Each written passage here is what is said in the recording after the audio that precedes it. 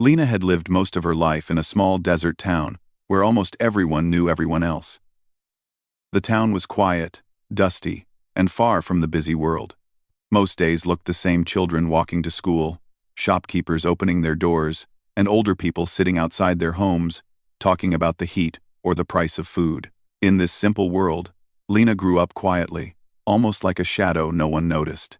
She was different from the others, though she never fully understood how. Her mother, Rosa, always kept her close and never talked much about the past. Lena knew she was half Apache and half Mexican, but she didn't know what that meant for her. Whenever she asked about her father or the Apache people, her mother would gently change the topic. Sometimes Rosa would say, "It's better for you not to worry about that, mija. Life is easier when you stay quiet." That answer left Lena confused, but she respected her mother too much to push further. Growing up, Lena always felt a small emptiness inside her, like a missing puzzle piece. She could never explain it, but she sensed it whenever she saw Apache people in town. Sometimes, they came to buy supplies or attend cultural events. They wore traditional jewelry, or their long hair was tied beautifully behind their shoulders. Lena admired them from afar, but never approached them. She often wondered if they could sense something in her, something hidden that she wasn't allowed to show. At school, Lena was polite and kept to herself. She wasn't the loudest or the smartest, but she worked hard. Her teachers liked her because she was respectful, but her classmates didn't always understand her silence. Some found her strange because she rarely joined conversations about fashion, sports, or weekend plans. Lena didn't mind being alone, but sometimes she felt the sting of loneliness when she saw other girls laughing together during break. She wished she could talk more, but she felt she didn't fit fully into their world. Every afternoon after school, she walked home on the dusty road that led to their small house at the edge of town. Her mother worked long hours cleaning houses, so Lena often stayed home alone, doing homework, cooking simple meals, or reading whatever books she found. She loved stories, especially stories of brave people, lost cultures, and hidden identities. Sometimes, she wondered if she loved those stories because she felt like one of them. In the evenings, when the sun turned orange and purple, Lena liked to sit outside on the small wooden step of their house. From there, she could see the distant hills where the Apache reservation began. She didn't know exactly what happened there, but she felt a strange connection to that land. The wind that came from that direction always felt cooler, almost comforting. Sometimes she imagined her father standing on one of those hills, watching over her. It was a childish thought, but she held on to it quietly. One night, after finishing dinner, Lena found her mother sitting by the window, staring outside with a tired look. Rosa rarely looked that sad, so Lena asked softly, "Mama, are you okay?" Rosa smiled quickly and said, "Just tired, Mija." But the smile didn't reach her eyes, and Lena could tell something bothered her. She wanted to ask more, but didn't want to upset her mother. Instead, she sat beside her and rested her head on her mother's shoulder. Rosa wrapped her arm around her daughter tightly, as if she feared something might take Lena away. There were moments like this, often moments when Rosa seemed scared of something Lena couldn't see. Sometimes at night, Lena would hear her mother wake up from troubled dreams. Other times, Rosa would tell her not to wander far, not to talk to strangers, and not to stay outside after dark. It felt like her mother was trying to protect her from an invisible danger. Lena didn't understand why she had to be hidden, but she had grown so used to it that she didn't question it anymore. One weekend during the late summer, a small Apache cultural event took place in town. It wasn't a big festival, just a gathering where tribal members performed traditional dances and sold handmade crafts. People from town stood around watching. Some admired the culture, while others whispered things that made Lena uncomfortable. She stood at the back of the crowd, watching the dancers move gracefully to the beating drum. It was the first time she saw Apache dancers up close. Their clothes were colorful, decorated with beads and feathers. The drum beats echoed through the air, strong and steady. The dancers' steps were smooth, powerful, and full of pride. Lena felt something warm inside her chest as she watched them, something she had never felt before. It was like her heart recognized a part of itself, but as she stood there, she overheard a group of local men whispering harshly about the Apache people. Their words were unfair and full of misunderstanding. They said things like, "They think they own the land," or "always causing trouble with their traditions." Lena felt her stomach tighten. She didn't understand why people talked like that. The dancers looked peaceful, and their culture seemed beautiful, not threatening. Their words made Lena feel confused and sad. She had grown up in the same town her whole life, and she had always thought most people were kind. Hearing the angry whispers made her see a side of the world she didn't like. She walked away quietly, not wanting to hear more. That night, Lena couldn't stop thinking about what she had seen and heard. She kept replaying the drum beats in her mind, the bright colors, and the proud expressions of the dancers. But she also heard the hurtful words of the men. She wondered why her mother tried so hard to keep her away from the Apache. Was it because of people like those men? Was she hiding Lena to protect her? Lena wanted to talk to her mother again, but every time she tried, something inside her held her back. She didn't want to hurt her mother or make her sad, so the questions stayed inside her, growing heavier with each passing day. More time passed, and Lena continued living quietly, going to school, helping her mother, and watching the Apache reservation from a distance. But the loneliness inside her grew stronger. She felt like two worlds were pulling her apart, one world she lived in, and another world she had never touched but felt deeply connected to. One afternoon, something unexpected happened. Lena was returning from the market, carrying vegetables in a small bag. As she walked past two older women sitting on a bench, she heard them whispering. She wasn't trying to listen, but her name caught her attention. "That's Rosa's girl," one woman said. "Yes, the one with Apache blood," the other whispered back. "Rosa hides it, but people know. They say her father died because of trouble with the reservation. Poor child." Lena stopped walking for a moment. The vegetables felt heavier in her hand. She felt heat rise inside her chest. Not anger, but shock. People had been talking about her behind her back. They knew more about her than she did about herself. She wanted to turn around and ask them what they meant, but her legs wouldn't move. When she reached home, she placed the vegetables on the kitchen counter and sat down slowly. Her heart was full of questions and confusion. She realized she couldn't stay hidden forever. There was a part of her life, a part of her identity, that she needed to understand. And no matter how hard her mother tried to protect her, hiding wasn't helping anymore. That night, as the wind blew softly through the open window, Lena lay awake in bed, staring at the ceiling. She felt the same emptiness she had always felt, but now it was mixed with curiosity and a quiet courage. She knew that her life was about to change, even if her mother wasn't ready to accept it. She didn't know how or when, but she felt that her truth was waiting for her somewhere in the hills of the reservation. This was the start of something she could not yet name, but it was strong enough to push her forward. Her hidden life had lasted long enough.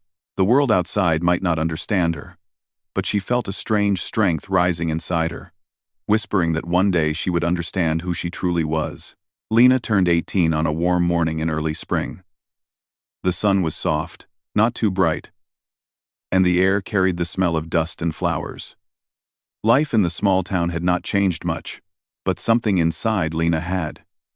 She felt older, more aware, and more restless. She knew she could not keep living with unanswered questions about her past. The whispers she heard months earlier still stayed in her heart.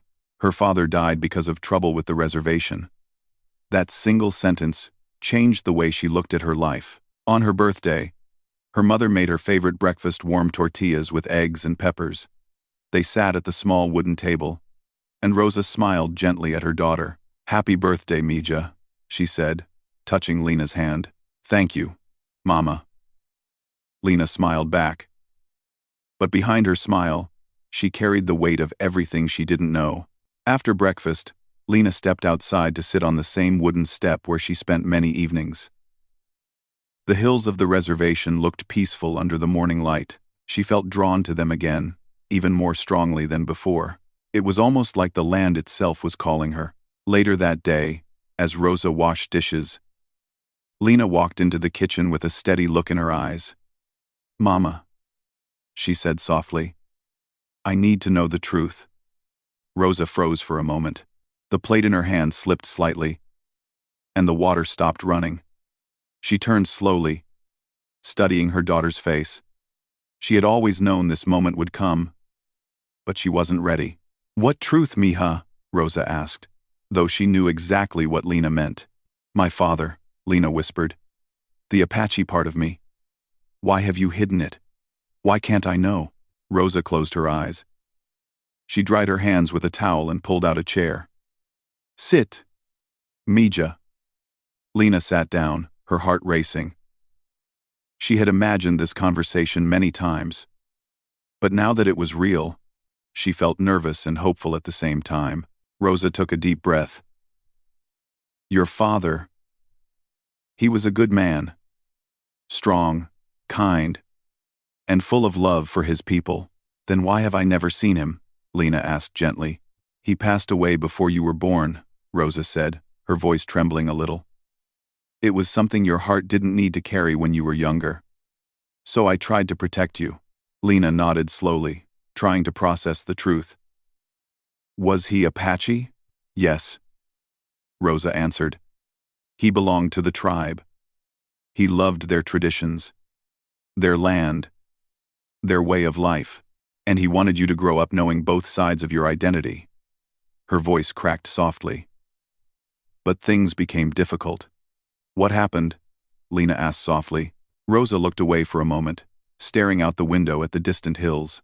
There were problems between some people in town and the reservation. Arguments about land, about respect, about culture. Your father spoke boldly for his people. Not everyone liked that. She paused, choosing her words carefully. He lost his life while trying to protect something important to the tribe. Lena felt her throat tighten. She placed her hand over her mother's. "I'm sorry, Mama." Rosa lifted her eyes, filled with sadness and love. "I didn't want the same pain to follow you. That's why I kept you away. I thought if people didn't know who your father was, they would treat you better." Lena felt a mix of emotions, sadness, confusion, and a longing she had felt all her life but never understood. "But I have a right to know where I come from," she whispered. Rosa nodded slowly. "You do." For a long moment, the room was quiet, except for the sound of the wind tapping against the window. Then Lena spoke again. "Can I meet them? The tribe? My father's people?" Rosa's face tensed. "It might not be easy. Some of them may not accept you right away. You're mixed. People sometimes judge what they don't understand." "I know," Lena said, "but I still want to go. I need to." Rosa looked at her for a long time, seeing not a little girl anymore, but a young woman ready to face her truth. Finally, she nodded. "All right, mija, I'll take you." 2 days later, they drove toward the reservation. The road was long, cracked, and dusty. But Lena felt excitement for the first time in years. She watched the landscape change from open desert to rugged hills dotted with tall cactus plants. A feeling of belonging grew inside her, even though she had never been there before. When they reached the entrance, a sign read, "Apache Reservation. Respect the land, respect the people." Lena felt her heart beat faster. As they drove in, she saw small houses, community buildings, and a few people walking or talking. Some wore traditional jewelry or had their hair braided. Others wore simple clothing like anyone in town. But there was something different here, something quiet, strong, and proud in the way people moved. Rosa parked outside a modest building where tribal members often gathered for meetings. She turned to Lena. "Before we enter, remember to be respectful. Listen more than you speak. And be patient." "This is new for them too." Lena nodded. Inside the community hall, several elders sat in a circle. Their weathered faces showed years of wisdom and struggle. Rosa greeted them respectfully, and they nodded in return. When Lena entered, some eyes softened, while others looked cautious. "This is my daughter, Lena," Rosa said quietly. A long silence followed. One of the elders, A woman named Nayeli studied Lena with gentle eyes. She wore silver earrings shaped like feathers, and her hair was tied back neatly. "You look like your father," Nayeli said softly. Lena felt a wave of warmth wash over her. "Did you know him?" she asked. "Very well," Nayeli replied. "He was brave. He cared for everyone in this community. He dreamed of unity between the town and the tribe." She paused. "You carry his spirit." Some of the other elders exchanged glances. One man spoke carefully. "She is young, and she did not grow up with our traditions. How can she understand our ways?" Rosa stepped forward. "She came to learn. I kept her away for her safety. But she wants to know the truth. She wants to know her father's people," the elders whispered among themselves. The room felt heavy with years of history, pain, and memories. After a moment, Nayeli stood up. "Let her stay for a while," she said. "Let her learn. Time will show who she is." Lena smiled slightly, grateful and nervous. Over the next few weeks, Lena visited the reservation often. At first, she felt out of place. She didn't understand the traditions, the stories, or the deep meaning behind the dances and symbols. But she listened carefully, trying to absorb everything. Nayeli took her under her wing. She taught Lena simple Apache words, the meaning of respect for elders, why certain places were sacred, and how the land held the memories of ancestors. Lena learned that Apache culture was not just about rituals, it was about connection, history, and identity.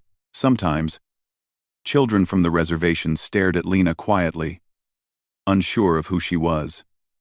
A few adults seemed distant, but none treated her harshly.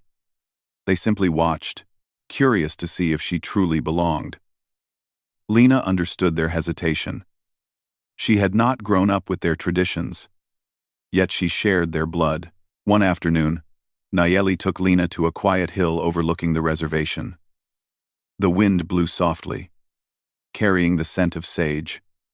"Your father used to stand here often," Nayeli said. "He believed that strength comes from knowing where you come from." Lena felt her eyes sting as she looked at the land. "I want to know everything," she said. Nayeli smiled. "Then keep your heart open." Day by day, Lena began feeling more connected. She still wasn't fully accepted by everyone, but she didn't expect acceptance overnight. She just wanted to understand the part of her life that had been hidden for so long. One morning, while helping at a small community event, she overheard two elders speaking. "The girl is quiet but sincere," one said. "She listens. She is like her father," the other replied. "Maybe she will bring something good." Hearing that made Lena feel warm inside. It was the first time she felt seen, not as someone caught between two worlds, but as someone who could belong to both. Back at home, Rosa watched Lena return each day with a lighter step and brighter eyes. It made her both proud and worried. She feared that the same world that hurt her husband might hurt her daughter, but she also saw that Lena was no longer the shy girl who accepted being hidden. She was becoming strong in her own gentle way. One evening, Lena sat outside, looking at the hills again. But now, the land no longer felt distant or unfamiliar. It felt like a part of her. She knew this was only the beginning of her journey. She didn't know what challenges would come next, but she felt ready. For the first time in her life, she wasn't hiding. She was discovering who she truly was. As the weeks passed, Lena felt more comfortable walking through the reservation. She greeted elders with a soft smile, helped children carry water buckets, and often sat with Nayeli to listen to old stories. Every day made her feel closer to the part of herself she had hidden for so long. But just as she started settling into this new world, trouble quietly began to rise in the valley. It started with whispers, small, uncertain conversations people had outside shops or near the community hall. The words, outsiders, land papers, and mining plans floated around, and each time Lena heard them, a strange worry touched her heart. She didn't fully understand what was happening, but she could feel tension growing like a cloud before a storm. One afternoon, while helping to organize supplies at the reservation center, Lena overheard two men talking near the doorway. "They want to take the East Valley," one man said with concern. That land is sacred. The other replied quietly. It holds old memories. And the water source is there too. Lena froze. She held a box in her hands and listened carefully without meaning to eavesdrop. She knew enough to understand that something serious was happening. She waited until they walked away, and then quickly went to find Nayeli. She found her sitting outside her small home, carefully polishing a piece of handmade jewelry. Lena sat beside her and asked gently, Is something wrong in the valley? Nayeli paused. She looked at Lena for a long moment, as if deciding how much to share. There are people from outside the community, she said. They want to use our land for mining. But that land is important to us. If they take it, our water, our history, and our peace could be harmed. Lena felt her stomach tighten. Can they take it without permission? They should not, Nayeli replied. But sometimes outsiders use clever words and promises to get what they want. They offer money. They offer deals. And they try to convince the town that we are standing in the way of progress. Lena remembered the whispers she heard back home, the harsh comments about the Apache. She could imagine how easily some people might believe anything negative. A strange fear settled in her heart. What can be done? She asked. We must protect what is ours, Nayeli said softly. But we must also stay calm. Fear can make people do unwise things. Lena nodded, but she couldn't shake the feeling that something big was coming. A few days later, while Lena was in town buying groceries for her mother, she overheard a group of townspeople talking loudly outside the market. Their words made her stop in her tracks. They say the Apache are blocking a good business deal, one man complained. Always making things difficult, another added. A woman said, if the mining people bring jobs, why shouldn't they get the land? The desert is empty anyway. End quote. Lena felt a wave of frustration. She knew the valley wasn't empty. She had walked there with Nayeli once. She remembered the quiet beauty of the land, the tall grasses dancing in the wind, and the small stream of clean water running through it. The whole area felt peaceful, almost like a gentle memory. How could people think it was nothing? She planned to walk away. But then she noticed two men speaking more discreetly near the wall. Just spread the rumors, one said. Make the town think the Apache are blocking progress. The more pressure we put on them, the faster they'll give up the land. Lena felt her heartbeat quicken. She realized these must be people connected to the outsiders. They weren't just talking, they were planning. When she left the market, her steps were quick. She needed to warn the tribe. She reached the reservation just before sunset. People were gathered outside, talking in worried tones. Lena found Nayeli and told her everything she heard in town. Nayeli listened carefully, nodding slowly. You did right to come, she said. Your voice carries both sides of the world. That is important now. Lena felt a strange mix of pride and fear. What will happen next? She asked. Nayeli placed a gentle hand on her arm. The community will meet tonight. You should come. That evening, the community hall filled with elders, young adults, and families. The air felt heavy with concern. Lena sat quietly at the back, listening as people shared the information they had gathered. Someone reported that the outsiders were trying to buy off local officials. Someone else said the mining company had already started drawing lines on land maps. An elder spoke with a worried voice. If they take the land, where will we get water? What will happen to our ceremonies? Another added, our ancestors lived there. Their resting places are tied to that valley. Lena watched the faces of the people. They were peaceful, but scared. She could see how deeply the land meant to them, and it made her heart ache. Suddenly she understood why her father had fought so hard to protect their heritage. This land wasn't just dirt and rocks, it was a home filled with memories and stories that held the tribe together. When the meeting ended, tensions were high. Some community members wanted to protest loudly. Others believed silence would protect them. But no one knew which way was right. The next day, Lena noticed something troubling. A small group of people from town arrived at the edge of the reservation, speaking loudly and accusing the tribe of holding back development. Their words weren't kind, but they didn't cross any lines. Still, it was the first sign that outside pressure had reached the reservation. Lena stayed close to Nayeli and watched from a distance. She didn't want the situation to grow worse. She knew the tribe didn't want conflict. They wanted to protect their home peacefully. Later that week, as Lena returned home in the evening light, she overheard two teenagers from town talking near a fence. "The mining company is offering money to anyone who supports them," one said. "They said if we help them make the Apache look difficult, we'll get paid," the other whispered. Lena felt her heart drop.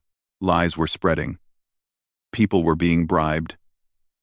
The situation was becoming dangerous not because of physical harm, but because of dishonesty and misunderstanding. She hurried home and told her mother everything. Rosa listened with sadness in her eyes. "Be careful, Mija. You're involved in something big now." Lena nodded. She didn't want trouble, but she couldn't ignore what she knew. The tribe needed someone who understood both communities, someone who could move between them without being suspected. That night, she sat outside under the stars, thinking deeply. For the first time in her life, she didn't feel unsure about who she was. She felt a purpose rising inside her. She didn't know exactly what she needed to do, but she knew she couldn't stay silent anymore. The next morning, Lena returned to the reservation and asked Nayeli if she could help. Nayeli smiled softly. "You already are helping," she said. "You hear things that we cannot hear. You see things we cannot see. Use that gift wisely." In the days that followed, Lena became a quiet messenger between the tribe and the town. She reported rumors, meetings, and plans she overheard. She wasn't spying, she was simply paying attention to words others ignored. Some people in the reservation started noticing her efforts. A few elders who were unsure of her before now nodded at her warmly when she passed. Children smiled at her. Some young adults began including her in discussions. One afternoon, an older man approached her carefully. "Your father would be proud," he said. "You carry the strength of both your families." Those words filled her with courage. But one evening, things reached a dangerous point. A group from town arrived near the reservation boundary, demanding answers and speaking harshly. Some young men from the reservation, hurt by the false accusations, stepped forward, ready to defend their pride. The air grew tense. People raised their voices. Things felt like they could slip into a harmful argument. Before anyone could take a wrong step, Lena moved forward. She gently placed herself between the two sides, speaking calmly and clearly. "We need to talk, not shout," she said. "Everyone wants peace. Let's listen first." Her voice trembled slightly, but her sincerity softened the atmosphere. The argument slowly died down. People stepped back. The community leaders arrived, and both sides agreed to talk another day instead of fighting. It was a small moment, but it changed everything. The tribe saw her courage. The townspeople realized she wasn't someone to ignore. By stepping in with calm words, she prevented a harmful misunderstanding. That night, Nayeli told her, "You carry your father's spirit. He spoke with courage. Just like you." The words settled deep in Lena's heart. For the first time, she felt not like someone in the middle, but like someone who belonged to both worlds with a purpose. Trouble in the valley was still growing, and the outsiders were still planning to take the land. But now, the tribe knew they had someone who understood both sides. And Lena knew that everything she had done so far was only the beginning. She was ready for whatever came next. The morning after Elena's brave step into the Apache village felt different from every other morning in her life. The world seemed brighter, as if the sun itself wanted to celebrate her courage. When she opened her eyes, she felt a soft breeze touching her face, carrying the peaceful scent of fresh earth and warm sunlight. For a moment, she simply lay still, listening to the quiet sounds around her. The soft crackle of a cooking fire nearby, the gentle movements of horses, and the quiet conversations of people beginning their day. For the first time in her life, she did not feel like a stranger. She felt like someone who belonged.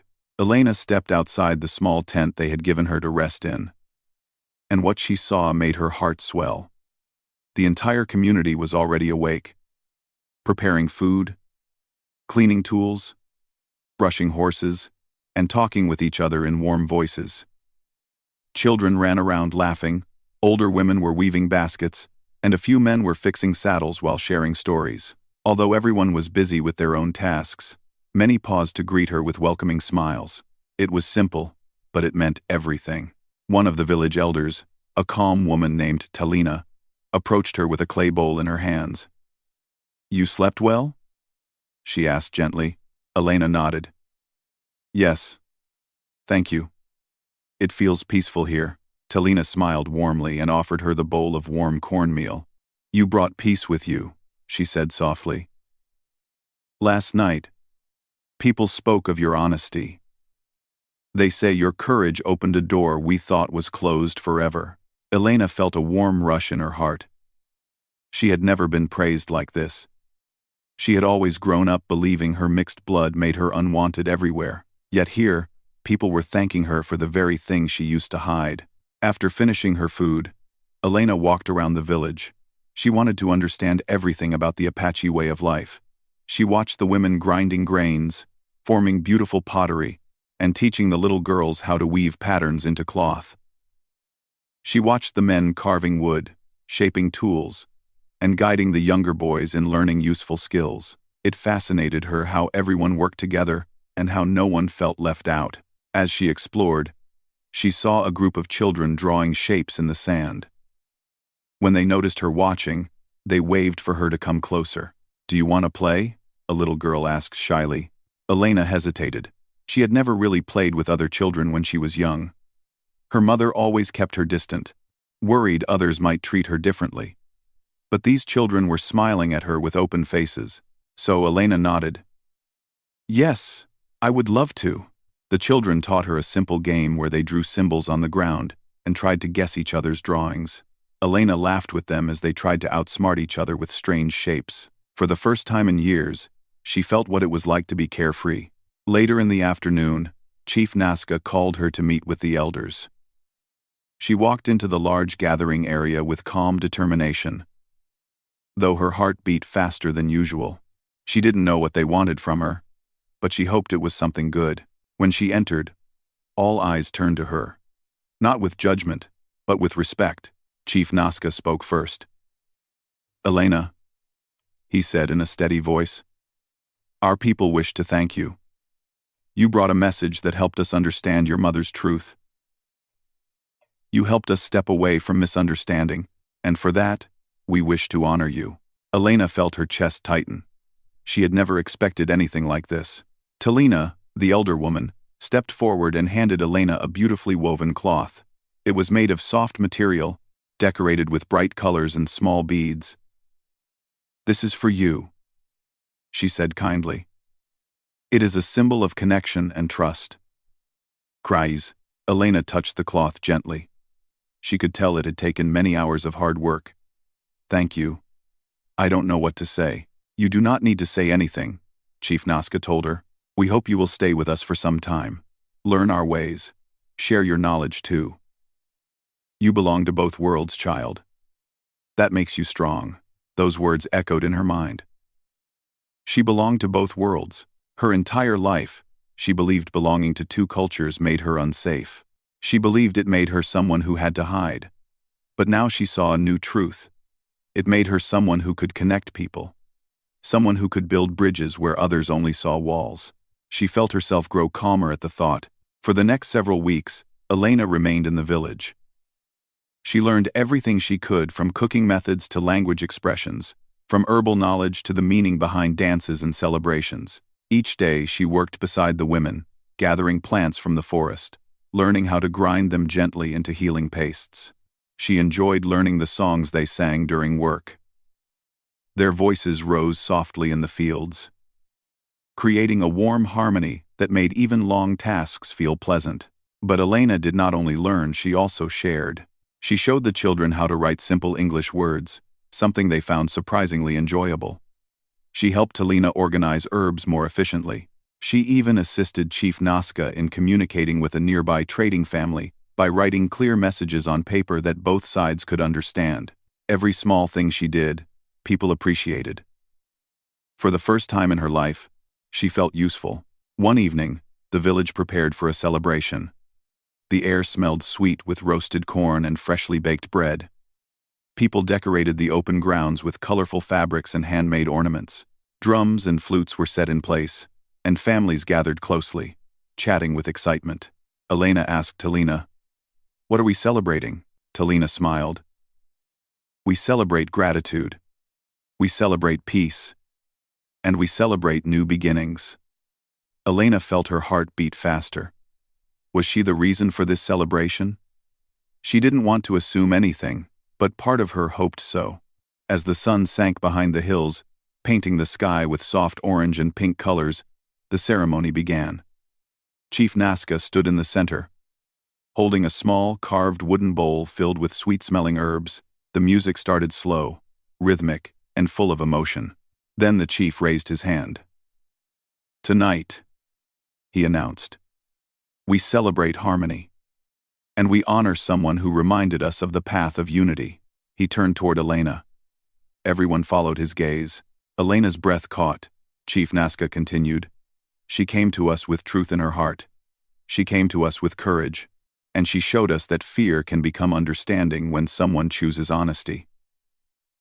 Elena has given us hope." People clapped their hands softly, their faces glowing with kindness. Elena felt tears in her eyes. She never cried in front of people before, but this moment was too powerful. It was as if all her years of hiding, worrying, and wishing for acceptance had finally come to an end. Talina gently squeezed her hand. "Let yourself feel it," she whispered. When the music started again, some of the women invited Elena to join their traditional dance. She hesitated at first, unsure of the steps, but they assured her it was simple, just follow the rhythm and move with the group. Elena stepped into the circle. The beat of the drum echoed in her chest. The soft chanting carried through the night. She moved slowly at first, but soon her steps matched theirs, her arms flowed in harmony with the others, and her smile grew wider than she ever thought possible. In that moment, she felt completely free. Later that night, after the celebration had ended and the fires were slowly burning down, Elena walked away from the crowd to look at the stars. They seemed brighter than ever, shining like small promises in the dark sky. Talina joined her quietly. "You look peaceful," she said. "I am," Elena replied softly. "For the first time, I feel like I know who I am." Talina nodded knowingly. "You are the bridge between two worlds, and you have the courage to walk in both." Elena breathed deeply, letting the cool night air fill her. She realized she did not have to choose one identity. She did not have to hide one part of herself to protect the other. She could honor both. She could live honestly. She could help others understand. She could be whole. The next morning, Elena prepared to leave the village for a short time. She wanted to return to her mother and tell her everything, how the tribe had welcomed her, how she had learned so much, and how their world felt like a missing piece of her heart. Chief Nazca gave her a small wooden pendant, shaped like a circle. "This is a symbol of unity," he said. "Wherever you go, carry it. It will remind you that you have a place here." Elena held the pendant close. "I will return," she promised with a bright smile. "This place, these people, they are part of me now." "These place, and you are part of us," the chief replied warmly. As Elena walked away from the village with the morning sun at her back, she felt lighter than she had ever felt in her life. She was not the hidden girl anymore. She was not afraid of her identity. She was not ashamed of her past. She was Elena, the girl with two worlds in her heart. The girl who brought understanding where there was uncertainty. The girl whose courage had saved a whole community from confusion. And as she followed the quiet path home, she knew this was only the beginning of her story.